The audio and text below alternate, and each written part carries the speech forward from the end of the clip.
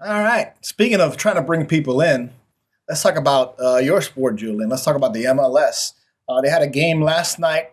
The United States played Liga MX, and I didn't watch the All whole game. Star Weekend.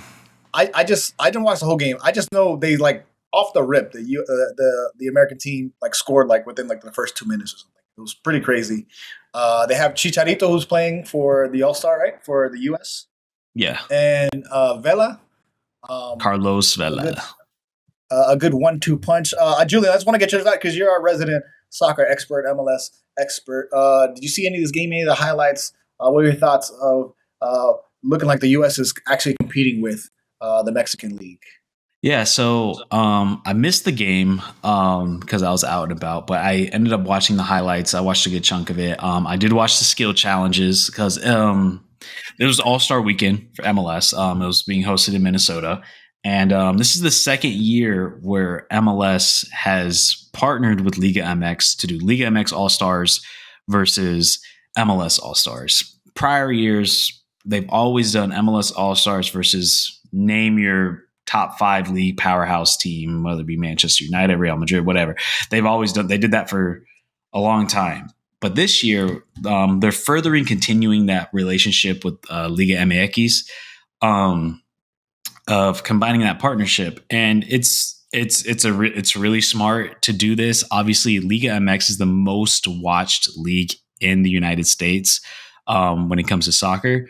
It outperforms the Premier League, outperforms La Liga by a lot. So MLS and MLS it outperforms MLS in viewership. So they know, like, partner with your neighbor. You know what I mean? And it's in best interest for Liga MX because Liga MX is in a situation where they're very, in a way, kind of stagnant. They're a lot of the teams aren't making a lot of money. The national team's not performing well, and they're seeing MLS come up on this rise, and they notice that like MLS is starting to do things right. They're getting on this. MLS is catching up, and they're growing and getting stronger every season. Like, and then we talked about a couple months ago, the Apple deal was absolutely huge.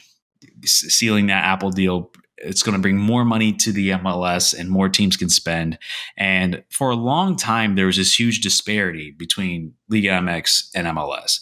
Liga MX had way more money. They had higher profile players, and MLS, they just couldn't play their players that much due to their salary cap restrictions and just like the overall like viewership and the revenue of the league.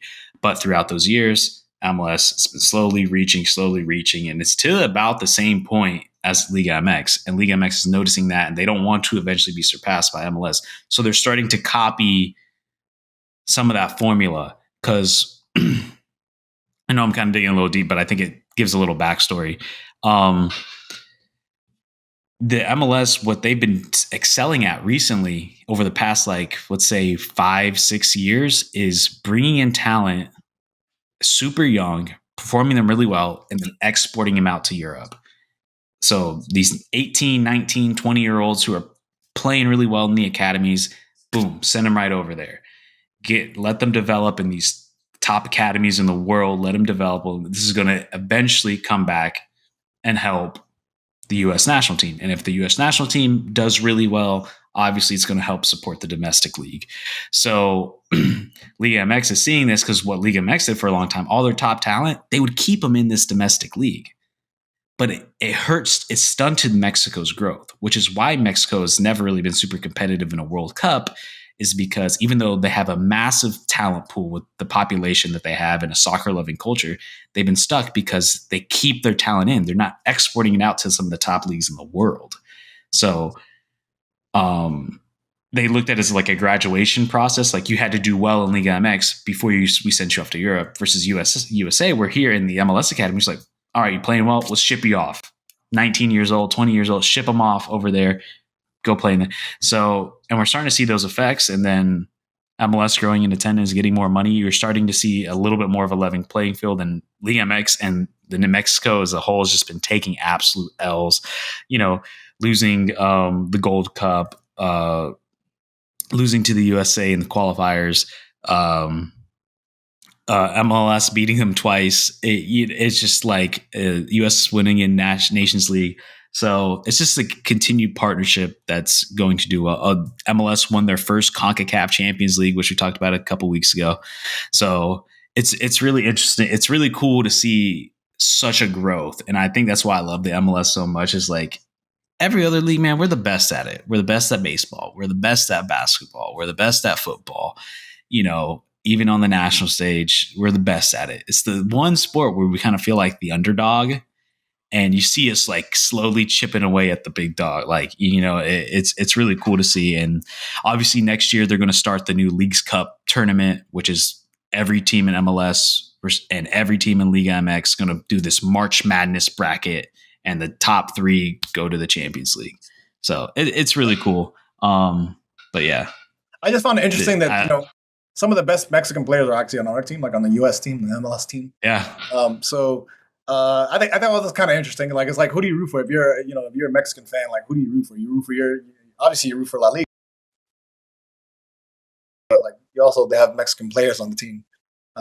So I think, and that's what a lot of Mexican fans were upset about. It's like, wow, the Mexican we have the MLS has more Mexican. This All Star game, MLS had more Mexican players than Liga MX All Stars. A lot of Liga MX All Stars come from other places in South America and Central America. So it was like US had more Mexican players than Liga MX, which is kind of crazy. Obviously, a lot of those are US born, except for like the exceptions like Chicharito and Carlos Vela. Those are guys who played in Mexico and whatnot. But some of these guys here, I mean, they're Mexican American born, so they grew up through the system. But I hope you can get into it, Gabe. We'll watch the playoffs. We'll see, man.